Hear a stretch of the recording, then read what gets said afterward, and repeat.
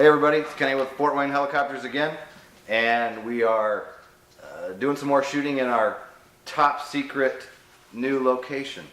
So something I want to talk about that I've been kind of dying to talk about that I haven't talked about yet is the FAR-AIM manual. And there's a lot of people that seem to have a FAR-AIM and they tab the heck out of them and they pretend that they kind of know how to use it and what's really important, but again, through the stuff that I've been doing over the past 10 years, I find that guys don't really know how to use the FAR-AIM, or they don't know some of the tricks and things that are really important. And what I want to show you is right here is you want to go to the FAR-AIM contents page. And we'll say for the private pilot level, there's only a few places if you're going to look up something in the FAR-AIM that you're going to need to go to. And the first one's going to be Part 43. And I take my highlighter, I grab the student's FAR-AIM and I go, let me see your book. And they've got it all tabbed up and I'll open this page and I can tell they've never been there. So I say, well, what's important on this page? And they kind of look around, don't really know. So I go, give me your highlighter, give me your FAR-AIM. I take it and I highlight them. I go right across there, Part 43. Maintenance, preventive maintenance, rebuilding and alteration. Examiner's going to ask you a question such as, can you replace the landing light?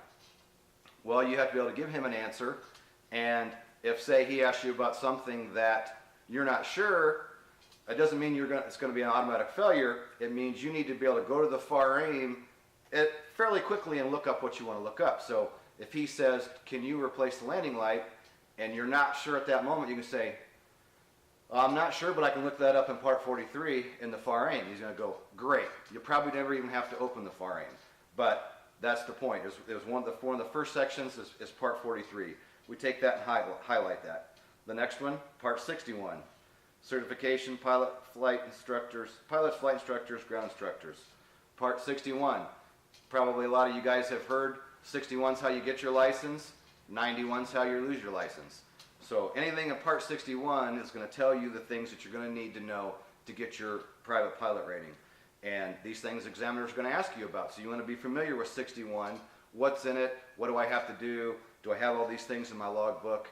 And you're going to go through this stuff with your instructor, or he should be going through these things with you step by step, making sure everything's covered before the day of your test. So I just mentioned 61. We'll go to 91 in a second, but I'm going to mark 67 as well. Take your handy dandy marker, boom, straight across. Medical standards and certification. If he asks you a question about your medical and you're kind of struggling with you've read it and you know it, but you don't remember, you never tell the examiner, well, I don't know. You say, I've read that, because you have read it, and you're having trouble. And he says, okay, we'll look it up. And if you can say, I can go to Part 67 and look that up, great. He'll probably say that's good enough. If not, you go to Part 67 and you know where to go. So 67, medical standards and certification. And then, as I already mentioned earlier, Part 91, general operating and flight rules.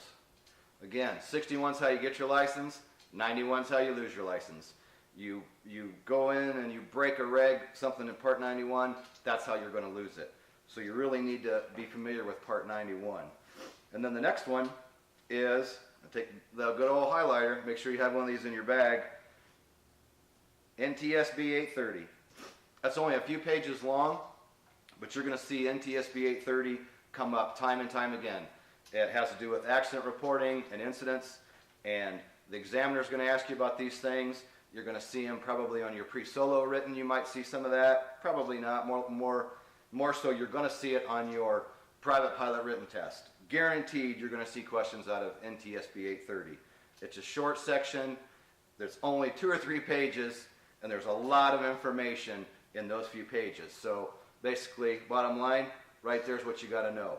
There might be something you look up in one of those other areas, but most likely, probably not. So 43, 61, 67, 91, and Part 49. Those are going to be the areas that you're going to want to go to when you're looking something up.